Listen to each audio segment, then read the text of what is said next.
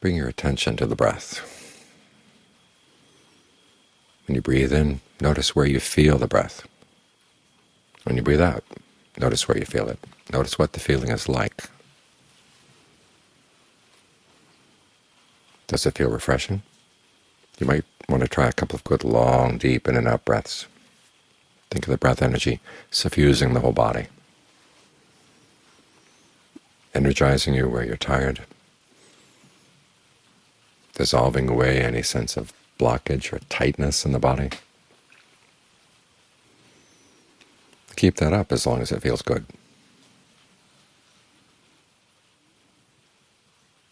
And stay with the breathing. Other thoughts may come in, probably will come in, but you don't have to pay them any attention. Stay with the breath. Stay with the breath.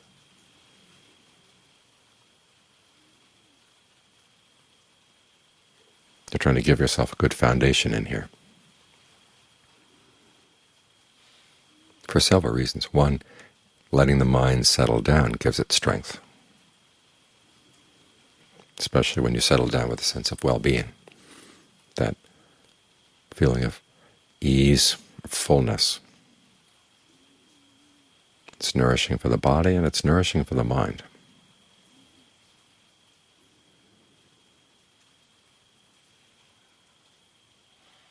So each time you're tempted to wander off to something else, just remind yourself, this place is better. If it's not better yet, you can make it better. Give the breath a chance. We've spent our time thinking about this, thinking about that for who knows how long. So when a new thought comes in, it's not really all that new. That's what the mind has been doing all along. What you want is a place where you can step back and watch the processes of the mind. When a thought comes in, how does it come in? What are the stages? At what point does it become a problem? You need a place where you can step out of the processes so that you can see them, and that's what the breath provides. You're staying here in the present moment, not getting lost in your thought worlds.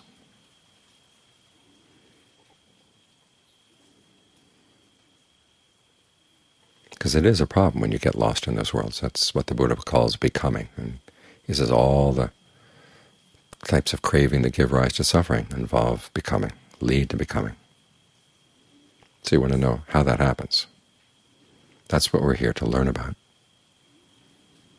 It's not just to accept whatever comes up is going to come up and be okay about that, because a lot of the stuff that comes up can be really harmful to the mind, and once it takes root in the mind, you can start acting on it and speaking under its power.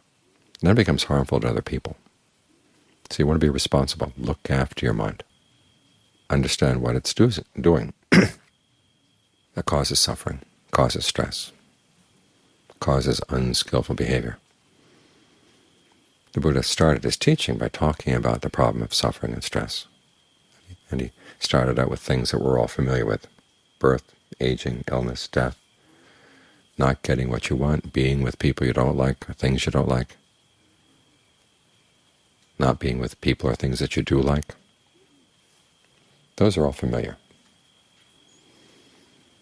But then he goes on to boil things down to what the essence of stress is in all of these things. And it's something that's not all that familiar. He calls it the 5 clinging aggregates.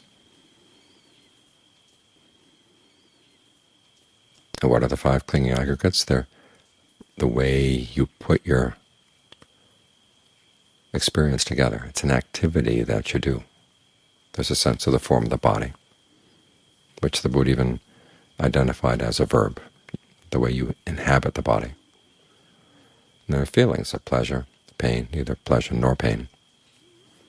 There are your perceptions, the labels you put on things, identifying this, identifying what's this, what's that, what's the name of this,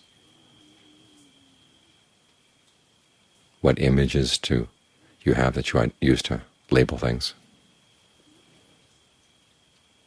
There's fabrication, where you put all these things together into coherent thoughts, or sometimes not very coherent thoughts, but at least they're thoughts. And then there's consciousness, which is aware of all these things. And we cling to these things. And that's what the suffering is. They're very familiar kinds of behavior. The names may not be familiar, but the activities are. See, when you eat, you've got the form of the body and you've got the form of the food. There's a feeling of hunger, dis-ease in the body that you want to put an end to by filling yourself up with the food, so you feel pleasant instead. And there's your perception. You identify what kind of hunger is this. Is it a hunger for something salty or something sweet? And you go out and try to identify what out there can assuage your hunger. That's perception. Then fabrication is all the intentions that have to go into getting that food so that it's edible and it's in you. And then there's the consciousness that's aware of all these things. We engage in these activities all the time, and they're the activities that are involved in feeding, and then we feed on them on a second level. And that's what causes us to suffer. That's what the suffering is.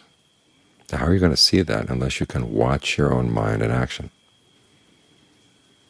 So we're not here to gain psychic powers, and we're not here just to accept what's coming along. We're trying to learn how to watch our own minds, and that requires first that you put yourself in a good position to do the watching. That's why we concentrate on one thing, and why we concentrate on the breath, because it's very close to the mind, and yet it's not part of the mind.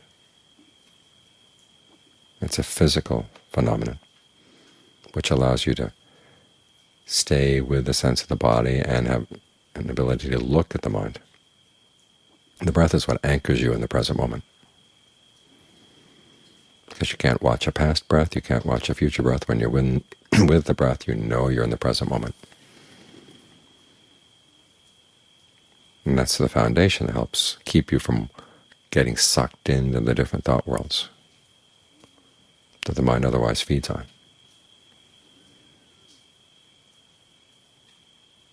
And it's going to be pretty normal that you suddenly find yourself in one of those worlds. You thought you were going to stay here with the breath for a whole hour, and whoops, there you go. Don't get discouraged, just come back to the breath. Just drop whatever that thought world was and come back to the breath, and make up your mind you're going to watch the stages next time. Because it is going to happen again. You will wander off again. But you want to learn about the process, because it's in watching yourself wander off and begin to realize there are stages where you can actually decide not to wander off, if you're really alert, if you're really mindful. That's how you gain insight into the way the mind causes suffering. So the concentration is for giving yourself a sense of strength, giving you a vantage point here in the present moment, and giving you a steadiness that you need in order to see these slight movements in the mind. Because otherwise they start off small and then they get bigger and bigger. One of the images in the canon is of a vine. It has very soft, downy tendrils, and it seems so soft and weak. You let the vine grow, and after a while it can pull down whole trees. So you have to watch out for these little movements in the mind. The point where the mind says, how about this? Let's go there. Wouldn't this be interesting? Or I want some of this. I've got to have some of this. All those little voices in the mind that, if you follow them, are going to end up leading to stress and suffering. You want to be able to step back from them so you're in a position where you can decide, is this thought a useful thought really, or is it just going to be useless suffering? Because the Buddha is not saying you don't want to think at all. You want to train the mind so that you think when you need to think, and you don't have to think when you don't. That way the mind can put more energy into its useful thoughts and not waste it on all the stuff that it usually churns out. You can't really learn how to think effectively until you've learned how not to think. And conversely, you can't learn how not to think unless you think about the breath. Think about getting the mind in a good position where it can see these processes as they're happening.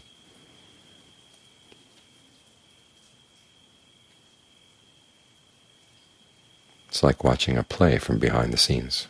If you're out in the audience, all you see is the part of the play they want to show you.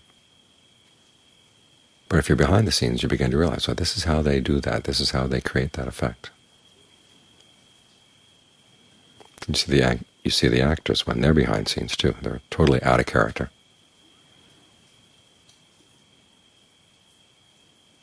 And you learn an awful lot more about the process of how plays get put on and how they create their illusions.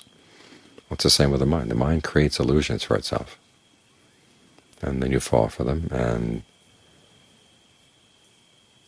can often suffer because of that. So this is how you learn to pull yourself out from under the power, out from under the spell of the way the mind normally creates worlds for itself, creates thoughts for itself, tries to feed on sights, sounds, smells, tastes, tactile sensations, whatever raw material it gets.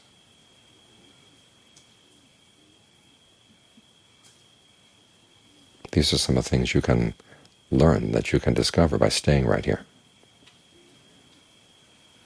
and learning to watch what's going on. And this is how the Buddha learned how to put an end to suffering, by watching what was going on in his mind. And he knew it wasn't going to be enough just to tell us, well, this is what he discovered.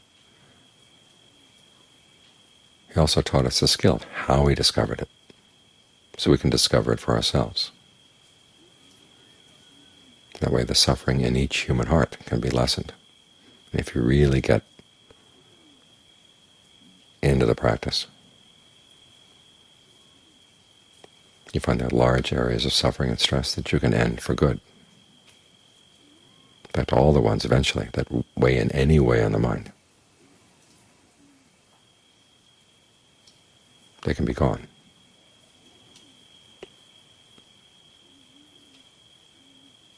So learn how to get good at staying right here, developing this foundation of concentration.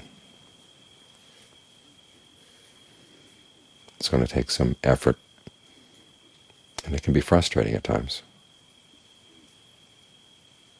And you might be tempted to say, well, how about that just accepting whatever comes up kind of thinking? But then you're going to have to accept an awful lot of suffering that comes up because you don't understand it.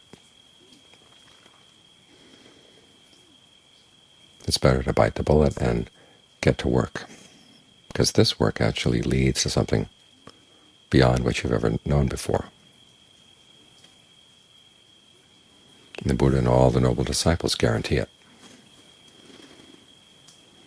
So you want to put yourself in a position where you can see whether or not they're right.